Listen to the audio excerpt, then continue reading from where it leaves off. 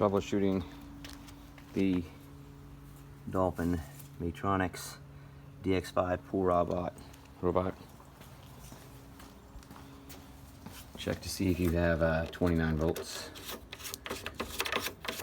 And here, coming out there, your light will be on, and you should get 29 volts there. Mine's 2-prong. Then you're going to follow this and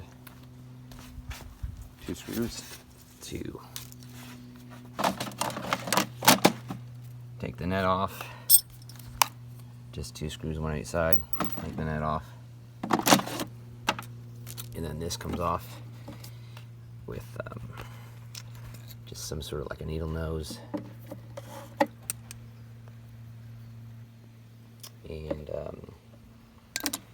that will come off pretty easily.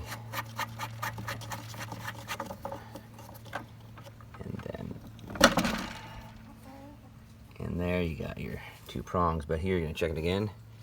It should get 29 volts. I did not get 29 volts. So then you check here. And then this one comes off. Hold on.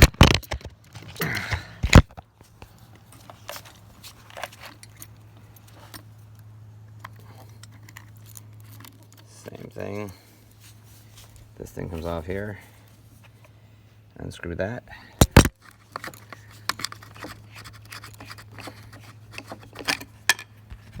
Sorry. And those 2 things should pop up. Mine was not popping up. This one was not popping up. And so it's still not popping up perfectly, but it's coming up far enough. These things are on springs. They should pop up, and they press against that. So it was all the way down, but now it seems to be popping back up on its own, at least enough to where it's going to actually work. So I'm going to put it back together, and oh, by the way, I tested it, and I was getting 29 volts. Sorry, I was getting the voltage after I fixed that, and I put it back in. So then now I am getting 25 or 29 volts there. So now I'm going to plug it back in and see if my pool robot is working again.